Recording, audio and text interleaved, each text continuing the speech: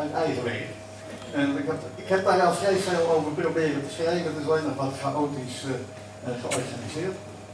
Maar als we kijken naar het werk van het biomimicry mensen, als we kijken naar het werk van de Ellen MacArthur Foundation, als je kijkt naar het werk van Guus Gijzen, als je kijkt naar het werk van Antoine Nederveld en anderen. Er is al zoveel materiaal. En toch hou ik nog een pleidooi voor een nieuwe ecologische basisvorm. Nou, mag nog steeds, hè? Daar is hier. Ja, als je nog even naar Chris wil lopen.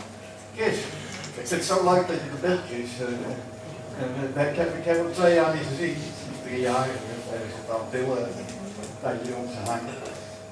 Goede gesprekken. Ja, maar wel leuke gesprekken aan de haven gehad. Chris, jij bent ooit een van de mensen geweest die zich bezig heeft gehouden met ecologische basisvorm. En de principes onder ecologische basisvorm. Wij houden hierbij door voor een herijking van die ecologische basisvorm. Is dat iets waar jij al in mee kunt doen? Ja. Kijk, als zoon van een taxonoom vond ik kennis inderdaad waanzinnig belangrijk vroeger. Gewoon in de